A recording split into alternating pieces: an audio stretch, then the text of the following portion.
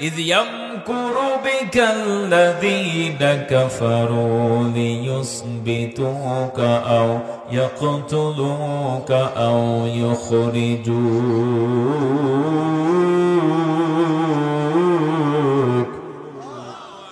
ويمكرون ويمكر الله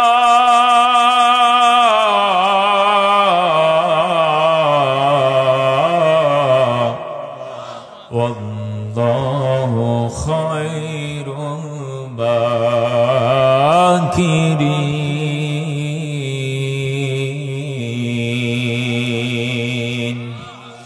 আল্লাহ তাআলা ডাক দিয়ে বললেন, পয়গম্বর আপনি তাদের দাওয়াত প্রত্যাখ্যান করলেন। আপনি যদি কোরআনের দাওয়াত দিতে থাকেন, আপনার বিরুদ্ধে তিনটা ষড়যন্ত্র হবে। এক নম্বরে পয়গম্বর লিউসবিতুকা, আপনার দাওয়াত যদি হক দাওয়াত হয়, আপনাকে অবশ্যই তারা কারাগারের ভিতরে বন্দী করবে। নবী ডাক দিয়ে বললেন, আসাদ্দিন নাস বালাইল আম্বিয়া আমসালিল আমসাল, এই পৃথিবীতে যত পয়গম্বর আগমন করেছেন সমস্ত পয়গম্বরের সাথে একই ব্যবহার করা হয়েছে। আজ থেকে হাজার হাজার বছর পূর্বে নূহ পয়গম্বর কালেমার দাওয়াত দিয়েছেন। এই জমিনের ভিতরে তাকে অকথ্য নির্যাতন করা হয়েছে, রক্তাক্ত করা হয়েছে, জমিনের ভিতরে অজ্ঞান করে শুইয়ে ফেলা হয়েছে। এই জমিনের ভিতরে ইব্রাহিম পয়গম্বর দিনের দাওয়াত দেওয়ার কারণে তাকে আগুনের ভিতরে নিক্ষিপ্ত হইতে হয়েছে। আজ থেকে 4000 বছর পূর্বে পয়গম্বর মুসা আলাইহিস সালাতু ওয়াস সালাম দিনের দাওয়াত দেওয়ার কারণে তাকে দেশ বাড়িঘর ত্যাগ করতে হয়েছে।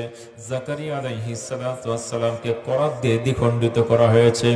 এরপরে ইয়াহিয়া আলাইহিস সালাতু ওয়াস সালামকে মাথাটা ভেঙে দেওয়া হয়েছে। আমার মুসলমান ভাইরা, আল্লাহর নবী ডাক দিয়ে বললেন, নবীদের সঙ্গে মিলে যাবে, অবশ্যই অবশ্যই তাদের উপরে জুলুম নির্যাতন শুরু হয়ে যাবে। আল্লাহ তাআলা ডাক দিয়ে বললেন, লিউসবিতুকা পয়গম্বর, তোমার দাওয়াত যদি হক দাওয়াত হয়, তোমারে কারাগারের ভিতরে বন্দী করা হবে। নবুয়তের 7ম বছরে আল্লাহর রাসূলকে কারাগারের ভিতরে বন্দী করা হয়েছে না হয় নাই? আমার মুসলমান ভাইরা, একদিন নয়, 2 দিন নয়, সুদীর্ঘ 3টা বছর পর্যন্ত আল্লাহর রাসূলকে কারাগারে রেখেছেন, রাখে নাই। 23টা বছর ধরে আল্লাহর নবী কালেমার দাওয়াত দিয়েছেন। 40 বছর বয়সে নবুয়ত পেয়েছেন। 13 বছর মক্কায়, 10 বছর মদিনায়। মক্কার 13 বছরের ভিতরে 3 বছর জেলখানায়।